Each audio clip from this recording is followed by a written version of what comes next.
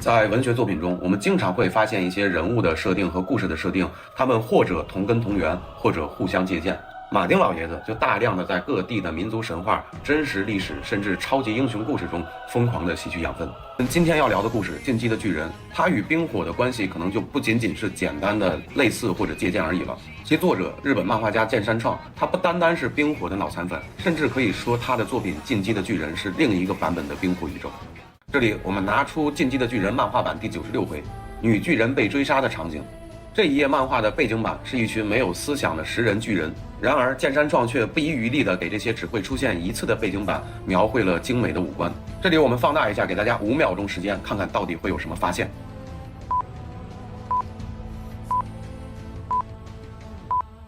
我们不难看出，画面从右往左，角色的五官依次对应着二丫艾利亚·史塔克、玛丽苏·三傻·史塔克、八爪蜘蛛瓦里斯、脚趾头培提尔·贝里奇、狼叔班扬·史塔克以及小玫瑰玛格丽·提利尔。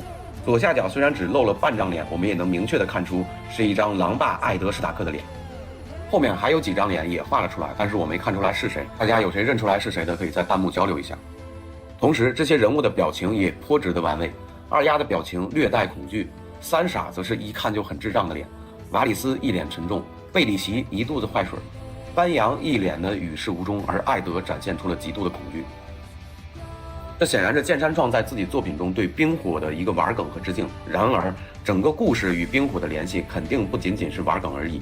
在这个系列节目里，我们不去给大家过剧情，有时间的希望大家尽量的看原片，漫画版和动画版的素质都很高，节奏也很快，细节也非常丰富。我呢会通过拜阶段的世界观剖析对比，为大家逐步揭开这两部作品的内核。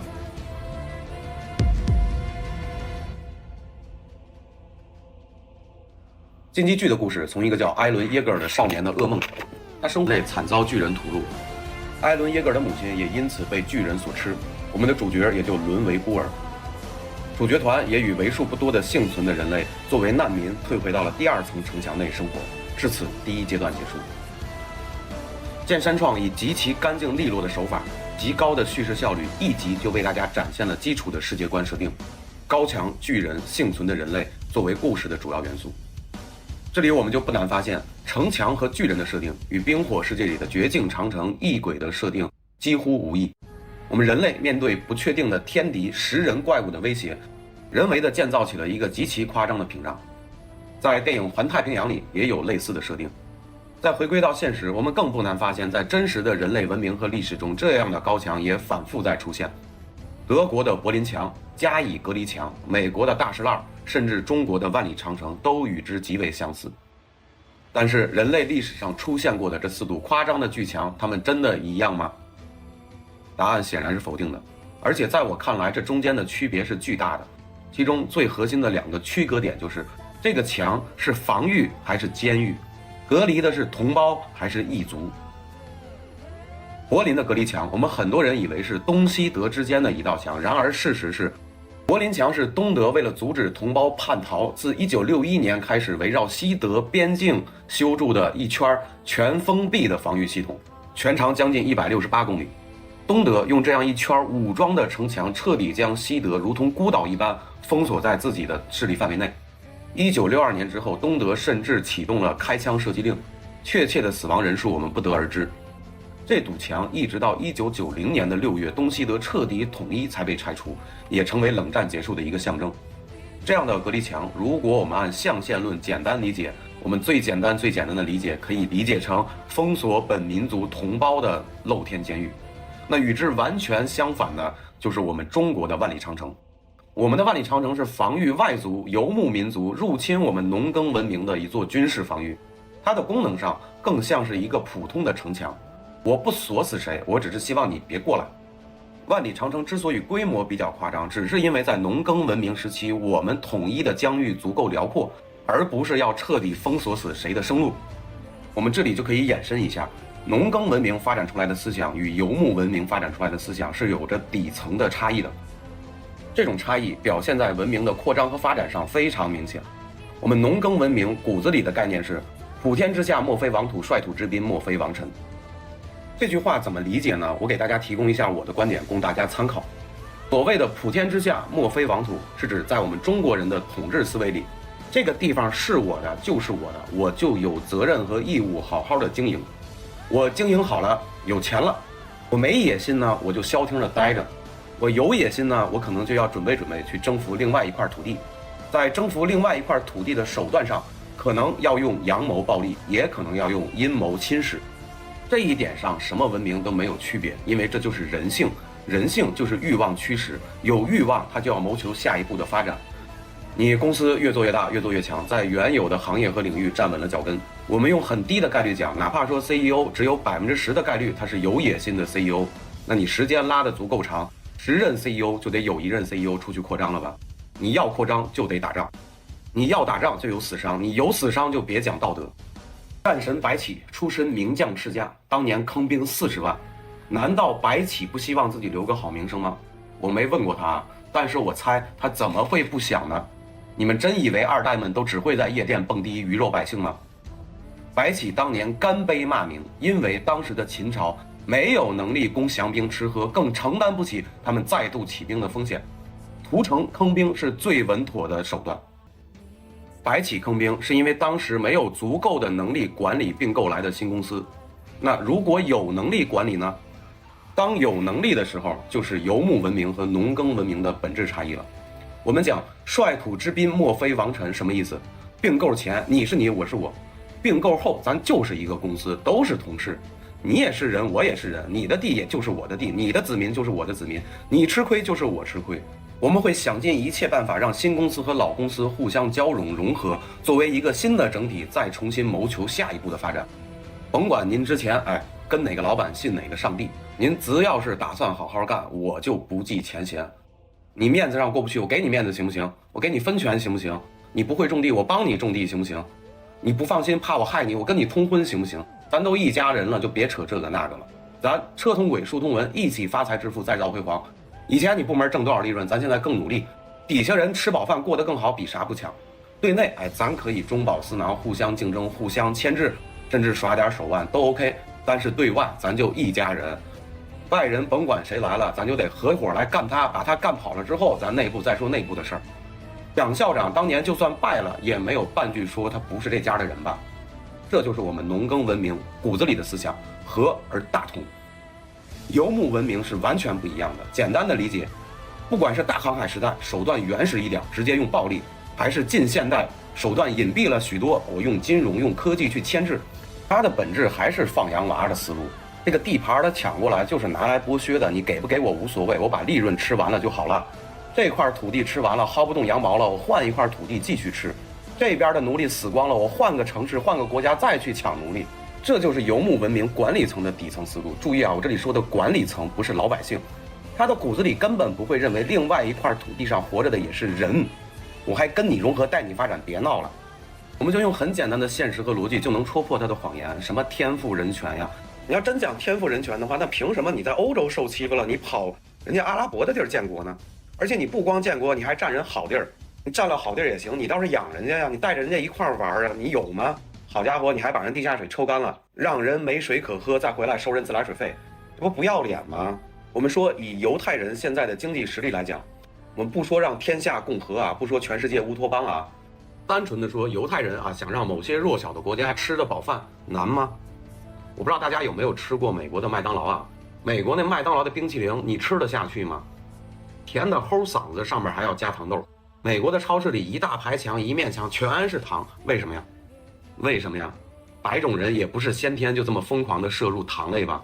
那不是因为美国的农业工业化资本化之后被犹太人掌控了，他就做玉米，然后做出来的玉米吃不完怎么办？做成糖，疯狂的往快餐和零食里加，往饮料里疯狂的加糖，用糖分慢性的毒杀美国人民，回来我再掌控的医疗保险，我再来收你医药费。他就是这么疯狂的无底线的毒杀美国老百姓，他也不把玉米分给别人吃啊。我们说到美国，再回过来看美墨的大石烂。美墨的大石烂是什么逻辑？潘建国同学说了，说咱美国别去外边扯了，那套世界领袖论撑不住了，挑逼厅先把自己日子过好得了。它本质上还是一个收缩策略，它是不希望再拿过去的谎言给自己的国家添负担了。从这个逻辑上，我们再回过来就能看明白加以的隔离墙有多恶劣了。全世界你但凡有良心、有认知的民族和文化，都管它叫 separation wall， 那是隔离墙，是露天监狱。只有犹太的管理层和被洗脑的犹太老百姓才管它叫 fence， 防御墙。这是给大家梳理的现实世界中存在的4堵绝境长城和它们的差异。最后，我们再来回收《冰与火之歌》与《进击的巨人》里关于巨墙的世界观设定。在这2个故事的前期，这2堵高的离谱的城墙，表面上看都是防御外族入侵的工具，因为我们的故事刚开始讲到第1期。进击的巨人里的玛利亚之墙防御的是食人族的巨人，绝境长城防御的是食人族的尸鬼，这都是人类文明共同的天敌。然而，这个故事的转折是在《冰与火之歌》的故事里，我们跟随着琼恩·雪诺的视角，探访了绝境长城以北。我们发现北边的敌人不仅仅是尸鬼而已，还有同样是人类的野人。我们发现野人也没有那么坏，甚至还和巨人和平共处。他们到长城以南过来抢，也只是为了糊口饭吃而已。那么，这个绝境长城到底是防御谁的？这些答案我们下期揭晓。3连投币点赞，我们下期不见不散，拜拜。During your speech, you made a lot of references to Jewish people as well as certain people in your audience, not Jewish people in general, but certain people, especially in your audience, to Nazis. Now, that is extremely offensive when certain people are German, and they're also extremely offensive to people who've actually suffered under Nazi rule. I don't respect that anymore. I really don't. I don't like and I don't respect the crocodile tears to the crocodile tears. No, I don't like to play the foreign audience the Holocaust card. But since now I feel compelled to. My late father was in Auschwitz. My late mother was in Majdanek concentration camp. Every single member of my family was exterminated. Both of my parents were in the Warsaw Ghetto Uprising. And it's precisely and exactly because of the lessons my parents taught me and my 2 siblings that I will not be silent when Israel commits its crimes against the Palestinians. And I consider nothing more despicable than to use their suffering and their martyrdom to try to justify the torture, the brutalization, the demolition of homes that Israel daily commits against the Palestinians. So I refuse any longer to be intimidated or browbeaten by the tears. If you had any heart in you, you would be crying for the Palestinians, not for what's being done.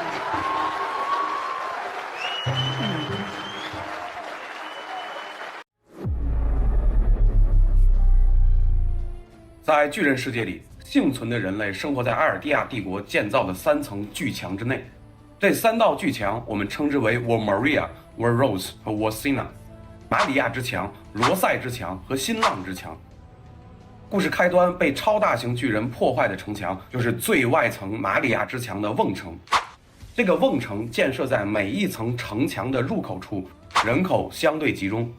它既是和平时期内外层城墙进行物资和信息流动的中心，也是战争时期为了拖延进攻速度组建的人肉盾牌，以为内层更高阶的人类争取疏散和备战空间。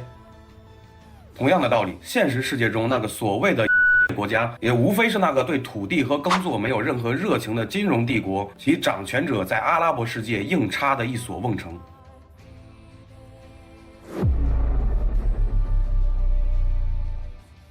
马利亚之墙平均半径大约480公里，总计约72万平方公里的土地，这个面积大致相当于2个日本或者1个土耳其。其总人口约125万，大约也就是我们中国的哈萨克族或者傣族的人口规模。其人民绝大部分为埃尔迪亚民族，这个民族的外貌和文明特征基本以中世纪现实中的昂萨人种为基础。这个文明由王族中央集权统治。王族会分封一些听话的贵族统治埃尔迪亚的地方地区，而不听话的民族和贵族都被王族屠戮殆尽。这中间就包括城里极少数幸存的阿克曼族，比如大名鼎鼎的人类战力天花板矮之巨人利威尔兵长。三堵城墙之内没有，至少还不能对巨人进行有效攻击。王权之外，还有一个宗教组织，称为城墙教。他们崇拜三堵城墙，并将其神化，主张高墙自古以来神圣不可侵犯，并且反对人类在城墙上做任何的军事防御工程。城墙教与王族有着千丝万缕的联系，似乎共同保守着什么秘密。巨人から我々を守る術であり、唯一巨人を退けられる力で。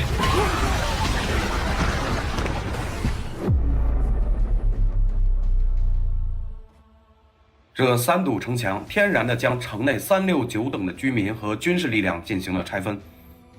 主角团入伍的兵团，我们称之为训练兵团，由大智若愚的铁血硬汉基斯夏迪斯司令管理，其兵团徽章为讨伐之剑。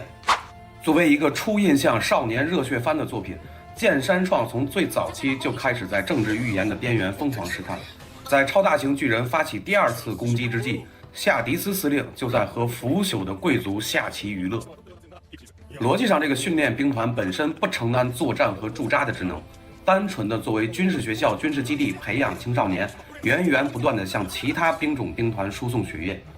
但是我们也看到，在作战时，由于驻扎兵团常年的腐烂成性，战斗力极其低下，这些刚刚毕业的青少年也不得不被送上战场，成为人类最后的希望。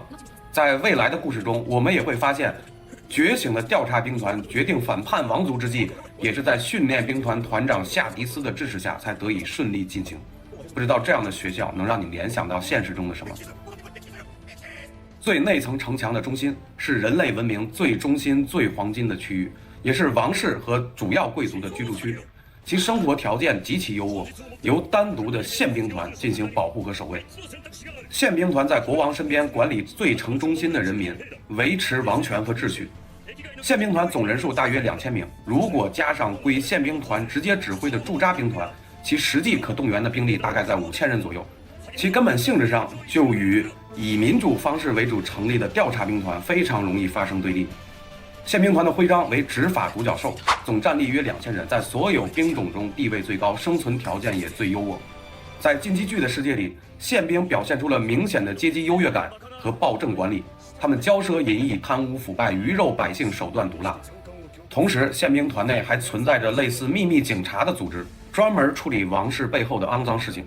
这个组织无视法律和道德，手段极其毒辣，并且战斗实力不俗。比如追杀阿克曼族就是他们一直以来的任务之一。这是一个与纳粹盖世太保没有什么差别的秘密组织。中央区域之外，另外2层城墙中间的地区，则为其他贵族和普通老百姓居住。城墙被毁时，驻扎兵团不但没有起到任何预警的作用，还没有任何战斗能力。而真正有战斗能力的，则是调查兵团，他们的主要战场在玛利亚城墙之外，也就是广袤的遍布食人巨人的野外区域。这个兵团也就成了训练兵团里所有新兵的噩梦。他们的团徽为自由之翼，他们长期在城外执行捕食游荡巨人和探索巨人秘密的任务。由于工作环境的极度艰苦和危险，调查兵团的幸存者个人战斗素养都不低，哪怕是配角面对一般的无垢巨人时，也都有一战之力。但是这并不能改变兵团本身面临的命运。每一次墙外调查都带来了巨大的人数伤亡。原本调查兵团的规模大约有1000人左右，但是随着故事的发展，智慧巨人的出现让调查兵团死伤惨重，最终兵团仅剩9人。调查兵团的团長艾尔文·史密斯也成为了本片最大的悲剧角色之一。他的一生都在被平民质疑、被王权打压。なくして人類がこの地上に生息できる将来など永遠に訪れない。エレンを奪い返し即帰還するぞ。信号を捧げよう。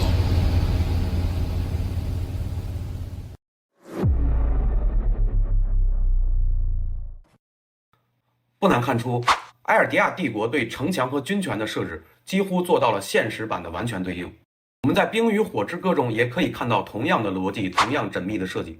因为对于城墙和军队的描写，本身就是乔治·马丁和剑山创对人类社会结构的理解和认知。任何一个国家，任何一个民族，无外乎如此，这便是人类。在理解了这种设定的底层逻辑之后，我们再回过来反观现实中的事情，才有可能跳出信息茧房的枷锁，实现一定程度的精神自由和思想自由。地球上的所有人类，有一个国家就会有第二个国家，有2个国家就会有竞争，有竞争就必然有城墙，有军备。城墙是隔离另一个国家或者种群威胁的工具，也是内部阶层隔离、控制人民的一种工具。它的好坏善恶，我们没办法一概而论。我们要做的，只是在相对守正中立的视角，去相对的尝试理解我们的墙是好墙还是坏墙，它是不希望我们逃出去，还是保护我们的。而有城墙就要有守卫城墙的人，要有在墙外探索的人，要有在墙内管理的人。近畿距离的调查兵团，他们是最直面生死的群体，同时还承担着一定调查和科研的功能。他们的善恶美丑是非对错更难一概而论。调查兵团的团长埃尔文·史密斯一直在拼尽全力的为了人类的明天而战。在和平年代，他们不惜牺牲自己，也要一波又一波的进行墙外探索。在战争时期，埃尔文也不惜牺牲平民的生命，以诱捕女型巨人。而在发现了历史的真相和王权的阴谋之后，也是埃尔文团长用自己的人性和生命作为祭品，为人类争取未来。それならば、玉砕覚悟で正気にかける戦法もやむなしなのだが、そのためには、あの若者たちに死んでくれと、一流の詐欺師のように体のいい方便を並べなくてはならない。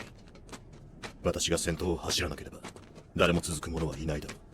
そして私は真っ先に死ぬ。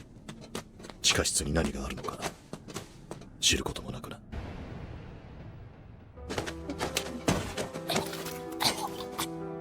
ここに突っ立っていてもじきに飛んでくる岩を浴びるだけだ。すぐさま準備に取り掛かる。俺たちは今から死ぬんですか？そうだ。どうせ死ぬなら最後に戦って死ねということですか？そうだ。いや、どうせ死ぬならどうやって死のうと、命令に背いて死のうと意味なんかないですよね。全くその通りだ。全くもって無意味だ。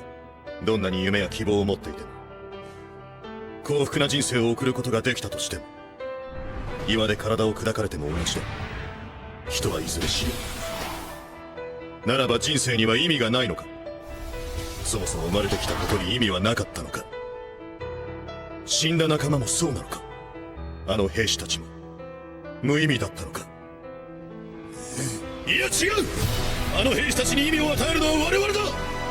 あの勇敢な死者を、哀れな死者を思うことができるのは聖者である我々だ。我々はここで死に、次の聖者に意味を託す。それこそ唯一この残酷な世界に抗う術なのだ。兵士を怒れ、兵士を叫べ、兵士を叩け。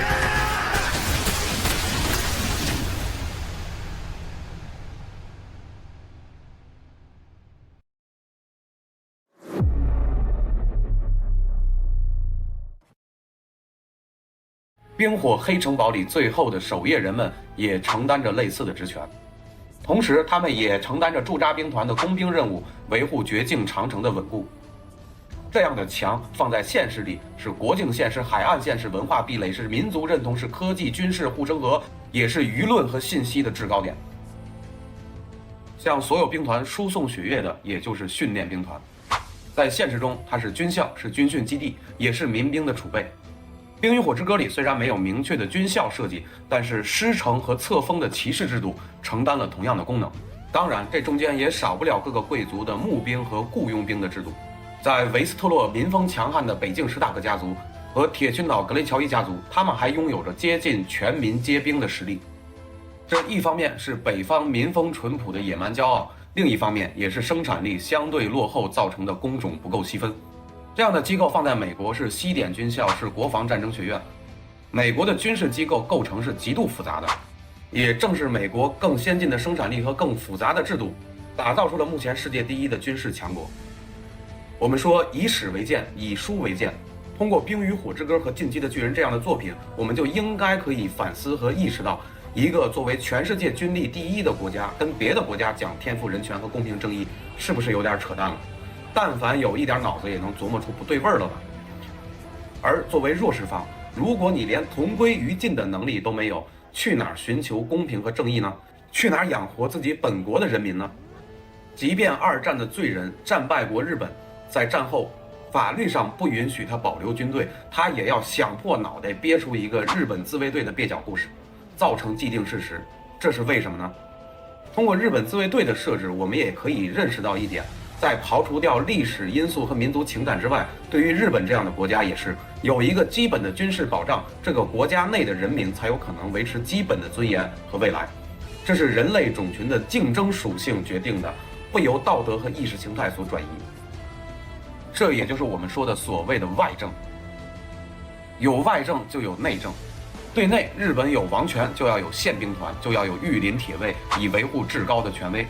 这样的组织不仅仅是桌面上的战力天花板，桌面下他们也可以打破法律、道德、宗教的种种限制。这就是秘密警察。明朝有锦衣卫，有东西厂；纳粹德国有盖世太保，美国有 FBI、DEA， 日本有东京都警视厅，皆是如此，没有例外。法律、道德、宗教本身也是为了内部稳固的一个工具，在稳定都保持不了的时候，还去追求这些，无异于舍本逐末。这就是巴勒斯坦人民现在面临的未来。哈马斯是不好，但是你巴勒斯坦政权也不干事儿啊，也干不过呀。你不采用极端的手段，这个民族还有未来吗？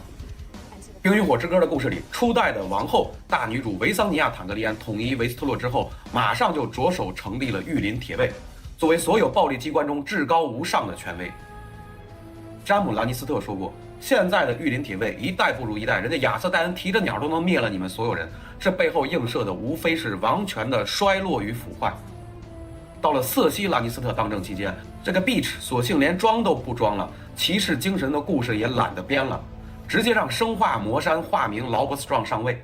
咱们别说魔山有没有骑士精神了，他连人都不是。从这个角度上，我们更应该认识到，瑟西能不能装，其实不完全取决于他想不想装，还在于他有什么样的实力。当瑟西女王面临巨大的威胁的时候，当她的王权不具备绝对的竞争优势的时候，以前编的所有故事都是扯淡。这就是鹰将现在面临的境遇。这样的矛盾，这样的竞争，从来都不是意识形态的矛盾和竞争，而是财富和力量的竞争。衣食足而知礼节，单纯的只向往强大没有问题，这是人类慕强的天性，但是不要认为强大等于善良。御林铁卫毕竟人数有限，当王族的国家地盘足够大的时候，王权就要册封其他贵族管理地方的土地和人民，这就是驻扎兵团和小贵族干的事儿。在冰火的世界里，马丁用9大家族和其他小贵族取而代之。史塔克家族有东郎军，美国各个州有自己的州警，日本有地方的警察厅。这些组织正经不正经，完全取决于王权和大家族正不正经。值得一提的是，《进击的巨人》里，剑山创对人类文明保持了基本的乐观和希望。宪兵团和驻扎兵团之外，训练兵团和调查兵团，他们站在了人民的一方。他们没有迷醉于权力带来的快感，也没有纵容王权对平民的压榨和洗脑，向我们逐步揭开了王族的阴谋和世界的真相。而这个真相逐步揭开的时候，就是我个人将《进击的巨人》列为神作的时候。我们今天的内容就到这里，码字不易，干篇很难，还是那句话，3连投币点赞，我们下期不见不散，拜拜。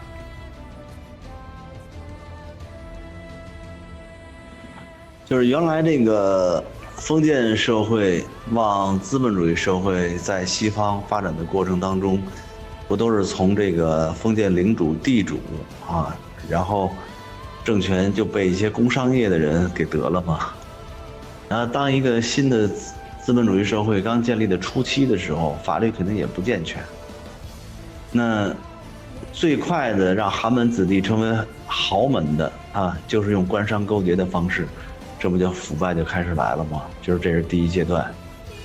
当这个新的这个资产阶级形成了以后，他们就不希望再有更多的人也用这种方式来进入到他们的这个阶层，所以就宣传民主与法治，民主与法治。但你这个有立法了，那大家这个没干劲儿的，不能阶层跃升了怎么办呢？那就讲美国梦嘛。在《进击的巨人》的故事里，随着调查兵团对世界真相的探索，我们对这个世界的认识也逐步走向更宏大、更具现实意义的篇章。调查兵团一方面继续着原本的职责，墙外探索，并且研究主角艾伦·耶格尔的巨人之力。他们发现，除了艾伦之外，还有别的人也可以变身成智慧巨人。当时主导破坏城墙的60米超大型巨人和铠甲巨人正隐藏在兵团之中，也是他们朝夕相处的同窗战友。自此呢，逐步揭开了近距世界中关于9大智慧巨人的设定。那这些智慧巨人又为什么要来呢？来了他们要干什么呢？就逐步牵出了敌对巨人所属的政治势力马来帝国的设定。他们这个帕拉迪岛并不是人类文明最后的聚集地，在这个岛外海的那一边还有另外一个敌对的帝国，也就是马来帝国。而马来帝国派来的这些间谍呢，居然也是埃尔迪亚人。虽然他们是同样的民族，但是在不同的国家和地区就有着不同的命运。他们长期以来被马来帝国的掌权者裹挟、洗脑、压榨、奴役。在马来帝国和全世界的其他国家埃尔迪亚人都被叫做恶魔之子，因为他们有巨人之力。那残留的埃尔迪亚人就作为2等公民，甚至都不算公民，被放在收容区里单独收获。很多人都说这个收容区就是集中营啊，其实还没到，因为集中营是最后一步啊，真的要灭的时候才放在集中营里，那个时候还只能算收容区。马来帝国在往外打仗的时候，也是用埃尔迪亚人的生命作为炮灰，因为他们能做成巨人，就把他们的人命做成人肉炸弹。这样长期的压榨和洗脑，让墙外的埃尔迪亚人最终将仇恨的矛头转向了自己的同胞。这里很有意思的一点，其实也反映了我们的历史的现实，就是墙外的埃尔迪亚人实际上是被马来帝国所压榨，但是绝大部分埃尔迪亚人居然把仇恨转向了自己在海外的同胞。这里呢，我举一个可能不那么恰当的例子啊，就是我奶奶是经历过抗日战争的，经历过日本侵略的。我很小的时候就问过我奶奶，我说到底恨不恨日本人？日本人到底是不是王八蛋？我奶奶当时给的答复是恨是恨，但是相对来讲更恨汉奸，就是带着日本兵进村的那帮人，这帮人他们恨不得挖肉割骨。我奶奶这个观点呢肯定是有问题，但是能帮助我看清一些事情。对于每一个普通的个体来讲，他的视角永远是有限的，那个时候也没有网络，也没有那么多的信息，天天面朝黄土背朝天的农民，你跟他去讲家国大业很困难，他只能根据自己眼前看到的一点点信息去做判断。从他的视角来说，他的观点是不错的，但是也暴露了他观点的局限性。人性就是经不起考验的，根源还不在汉奸，而在于外族的入侵。对马来的埃尔迪亚流民来说，他们也面临着类似的思想革命。大部分埃尔迪亚平民的认知不足以支撑他去对抗马来帝国，所以他只能转过头来仇恨马来帝国给他洗脑的那个敌人，自己的同胞，背叛自己的同胞。这其实是非常荒谬的。我们说同族之间的分裂和自相残杀，其实是比异族的单方面入侵屠戮更加残忍，也更加悲剧。所以我们说意识形态作为武器，有的时候比枪炮核武器更可怕。比如我们西方所主张的所谓的天赋人权民主自由，其实在我眼里真的只是个故事而已，就是个小说。我不买账这本小说，就有人评论我是思想太监，这就很奇怪了。他的信仰不是天赋人权民主自由吗？那为什么别人跟他有不一样的思想，他就要进行人身攻击，就要进行毁灭呢？其实在我看来，这就是被洗脑了。这个奇幻小说之所以受欢迎，是因为满足了人内心的很多需求。民主自由也是这样一个故事，但是他根本没办法理解和感受到这样的故事背后到底意味着什么。你需要付出多大的管理成本，你需要付出多大的时间成本啊？你现在的这个种族，现在的这个经济实力，买单不买单得起？包括你所处的这个世界的政治格局，其他国家给不给你喘息的机会，让不让你和平发展？这个答案我相信应该是很明显的了。我经常说我不恨日本人，但是把定状补加全了，是我不恨普通的日本老百姓。老百姓在哪都是普通而善良的，但是一个群体，但是这个民族作为一个群体，作为一个国家的时候，这个民族性展现出来的，包括这个民族性的土壤养育出来的这个管理层，你不管是政治家也好，还是资本家也好，才是你应该去仇恨的东西。我们很多人说当年广岛、长崎原子弹放少了，这个事儿就非常难解释。你说那原子弹炸的都是有军国主义思想的人吗？那不还是普通老百姓吗？你为什么不直接去炸天皇呢？哎，这个就是特别有意思的点。为什么美国不直接去炸天皇，而是去炸军工厂啊，顺带手把老百姓都炸死了？是他找不着吗？这个开放式问题我就不往下延伸了。历史上我们已经无数次验证了，但凡所有需要专业知识的事情都不可能民主自由。你连脱欧与否都需要投票，那不就是个笑话吗？那你说民主自由怎么控制政治决策？不全民投票吗？其实太简单了。你一个国策要进行全民公投之前，是不是得有一个闭门会议，一个小桌会议决定是否全民公投呢？那这个会议召不召开，怎么召开啊？你民主的话就再来一个全民公投，这不搞笑吗？这不就是无限循环的死结吗？在系统程序里这就出 bug 了，要死机了呀。在决策是否需要投票的时候，这个结果就已经注定了。所谓的最后公投就走个过程而已。大部分的民主背后的专政都是这样的逻辑，大家可以慢慢感受啊。而真正的讲民主，所谓的讲民主、讲自由，就意味着更深刻的内部矛盾。你要自由是吧？我也要自由，那矛盾就出来了，对吧？有矛盾就意味着分裂。你到我们这个国家140多个性别的时候，我们这个国家还能管吗？一个小孩说啊，这个世界上只有男性和女性，就被全校通报批评啊，要退学，这不脑子有病吗？那就是自由就意味着更大的矛盾，更大的矛盾就意味着分裂，分裂就意味着种群的削弱，种群被弱了，那你种群弱了，要么自我毁灭，要么等着别人毁灭，不然呢？难道我们人类的世界是等着更强大的一个帝国能过来拯救我们天下苍生吗？这是很明显的一个幻觉啊。我们再回到进击的剧的故事里，在围剿女巨人阿尼之后，人们惊奇地发现，这个城墙内部居然也封着巨人。城墙教原来那个看上去特别不靠谱的教义，说墙是神，我们要崇拜墙，保护墙，居然是真的。在这条线里，调查兵团就展开了另外一条主线，在他们的非本职工作里调查城墙内部的事儿，秘密调查城墙教这个宗教和这个统治者王族。他们慢慢的发现，这个世界的真相是50米的城墙是由数千个50米高的巨人建成的，具体多少个咱们不考证了，没意义。城墙本身，城墙教这个宗教，包括希腊之墙内的王族，甚至整个墙内人类对于文明和历史的记忆与传承，都是被设计的，都是背后真正掌权者的提线傀儡和控制工具。隐藏在这所有背后的真正掌权者是化名后隐居的弗利茨家族，他们是埃尔迪亚人最古老的初代王族。城墙这样的物理隔离，宗教体系、政治体系这样的思想控制，我们原本以为是保护墙内民族生存的屏障，这时发现它也是来封锁人民最后自由的屏障。那为什么要这么设计呢？那这样的设计到底是保护还是迫害？剑山创就给了我们这样的疑问，在逐步的带我们揭开真相。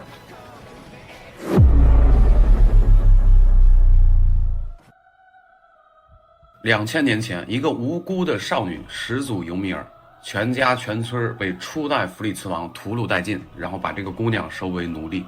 这个姑娘的一生极度不幸，我们这里不细展开了。最后她被剜蛇，被处死。濒死之际的时候，少女意外地获得了大地恶魔的古老神秘力量，成为了第一代巨人，第一个巨人。在那个青铜器的时代，成为了不可一世的战争机器。初代少女尤米尔就被弗里茨王一直这样利用和奴役，她从来没有体验过人间的温暖和真爱，即便她有着不灭的肉身，最终她也选择了心灰意冷、绝望的死去。正所谓是哀莫大于心死。之后，弗利茨王命自己的3个女儿也是尤米尔的3个女儿，将尤米尔分食，继承了巨人之力。之后1变3， 3变9，1000多年的时间里，巨人之力最终分裂成9个，循环往替，却始终效力于弗利茨家族。他们四处征战，烧杀抢掠，为全世界带来了无尽的战火、死亡和恐惧。直到第145代弗利茨王卡尔弗利茨，他厌倦了战争，也为自己族人的历史感到深深的忏悔，对其他民族和国家的遭遇表示深深的同情。我姑且称之为圣贤弗利茨。这个卡尔弗利茨虽然圣贤，但他绝对不是圣母，因为他为了最终的目的，手段上可以说是不择手段的。这里我也补充一点猜想，就是他当年决定放弃战争，可能也不仅仅是圣贤而已，应该还有着更理性的考量。第一，科技时代都在进步，火药的发展已经在逐步的削弱巨人之力的绝对统治地位。在故事的后期，我们可以看到，同样在利用埃尔迪亚巨人之力四处征战侵略的马来帝国，他们也有着同样的担忧，所以才试图裹挟埃尔迪亚流民去夺回始祖巨人。第二，巨人之力当时已经一分为9，就已经丧失了绝对的统治地位。所谓3个和尚没水吃，9大巨人分给了维斯特洛9大家族，就没有了绝对的暴力统治。这就注定着巨人之间、9大家族之间要走向分裂。当时近距离的9大巨人已经被马来帝国分化走了，好像是6个啊，具体我们不考证了，不影响结论。所以圣贤弗里茨的这个决定，可能既是出于感性、出于良知，也是出于理性、出于分析。否则的话，他如果战力有绝对的统治地位，他可能就会选择再狠一狠，大一统之后我们再讲和平。这样的故事，人类历史上相似的东西太多了。基于种种考量吧，弗里茨王最终选择了逃避。他和戴巴家族联合戴巴家族做了一个局啊，编造了一个人类最后的英雄光之神亚索尔亚亥，然后说啊，我们打不过，我们埃尔迪亚人服了，不打了。你的光之神太厉害，我们跑还不行吗？然后他就带着尽可能多的埃尔迪亚同胞，苟入了一块无主之地帕拉迪岛。这个帕拉迪岛的设定很重要啊，当时的帕拉迪岛是一块无主之地，连原住民都没有说有。如果当时真的是没有原住民的话，那剑山创设定的这个细节，其实也是在隐隐的表达一些不满。在建国的这个性质上，还是在给圣贤弗里斯在洗白啊。这个帕拉迪岛墙内的埃尔迪亚帝国和以色列应该还是有本质区别的。到了岛上之后，圣贤弗里斯就做了一系列动作。第一，他利用巨人之力建立了一个叫不战之士的东西。他自己的寿命是有限的，继承了巨人之力之后只能活13年，但是他要保障自己的后代沿用同样的国策。这个不战之士正是控制自己的后人，让自己的后人想打仗也打不了。第二，他同样利用始祖之力啊，抹去了所有子民对历史的记忆，让他们忘记历史，忘记种族，忘记仇恨，忘记墙外还有世界。他们认为墙内就是人类最后的文明。对不同意自己国策的贵族和不受自己精神控制的子民啊，就实施毁灭政策。比如这个阿克曼族，他们不受始祖巨人力量的影响啊，对历史和记忆可以传承，所以这个种族就遭到了接近无差别的屠灭。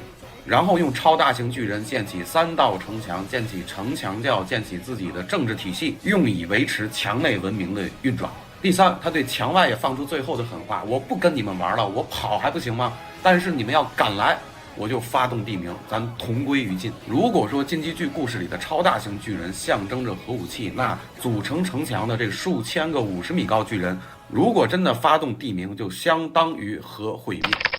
这就是军事威慑。一个国家可以弱小，但是如果你连同归于尽的能力都没有，你又没有钱又没有武力，那你怎么保持自己族群内部的平衡呢？那不可能的。你想平衡，别人也不会让你平衡，这就是人类。可以看到，所谓的神圣继续位放在圣贤弗里茨的身上是再合适不过了。他用光之神亚索尔亚亥的传说逃离现场，用核毁灭战略威慑敌人，保持自己内部的相对稳定，用不战之势延续王族后代的国策100年不变，用巨人之力磨灭所有的历史真相，也磨灭了所有的仇恨和希望。他在无主之地建立城墙，建立宗教，建立政治体系，以维护内部的稳定。这样墙内才延续了100多年的相对和平。虽然有腐败，有压迫，有官商勾结，有外部威胁，但结果上达成了弗里茨王愿望的初衷。我们说君子论心不论迹，还是君子论迹不论心？这样的结局对墙内的人民到底是好还是不好？这种非黑即白的回答，无论怎么说都是很偏颇的。这个世界上始终没有真正的和平，更没有真正的民主与自由。埃尔迪亚没有，马来帝国也没有。军力强大的时候没有，军力弱小的时候也没有，科技发达的时候没有，科技不发达的时候也没有，和平时期没有，战争时期更没有。即便如此，这样的和平也没有延续多长时间。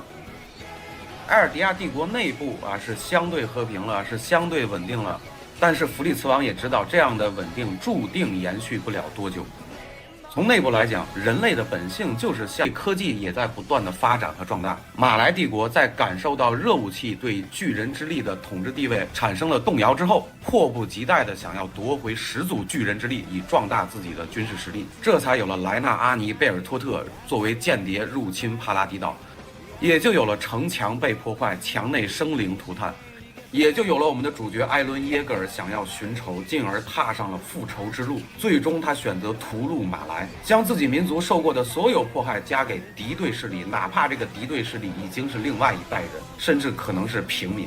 这样的杀戮又带来新的仇恨，带来新的循环。我们可以看到，在进击剧的故事里面，其实是双男主的设定。海之巨人莱纳其实与主角艾伦他的境遇是几乎一模一样的，这样的仇恨就将这样永远不断的循环嵌套下去，不得不说让人非常绝望。那这样的历史，这样的仇恨到底怎么结束，到底怎么终结呢？其实进击的巨人也给了我们一些答案。圣贤弗里茨王决定逃避在某种程度上实现了短暂的目的达成。埃伦耶格尔决定自己去充当那个坏人，自己去当恶魔，以试图让马来帝国和帕拉迪岛的人民联合起来对抗他这个共同的敌人，这个人类的终极恶魔。这样的手段达成了吗？至少在《进击的巨人》漫画里已经有的这个大结局是达成了的，但是也只是短暂的达成。漫画完结之后剑山创又画了一个补充的几页，在那个补充页里边，2000年之后的人类有了高楼大厦，有了飞机坦克，然后新的一轮循环又开始了，这就是人类。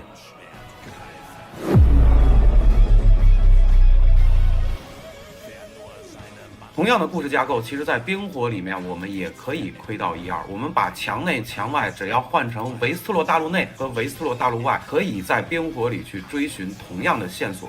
这里我没有详细的展开，因为冰火的世界比进剧的世界还要复杂，它想要表达的主题和内容就更多，所以相对来讲就零散一些。但是我始终认为它最终要表达的是寒神与光神的对立，也就是冰神与火神的对立。这个对立的层级是高于家族仇恨，高于国际政治斗争的。等到《冰与火之歌》如果真的能完结，到时候会给大家做更完整的梳理。到这期呢，进击剧的故事我们总共讲了3篇，分别是 The Wall and the Walkers， 3层城墙与4支兵团，到最后世界真相与王族阴谋。其实本来是打算放在进击剧的完结篇播完了之后再开始干的，但是最近的世界局势，包括我自己看到内部的撕裂和这各种脑子不太好的言论，让我确实有了一定的表达欲，也就花了2周时间把这3个视频干了出来。其实没有达到我心目中完美的这个状态，但是水平大概也就是如此了。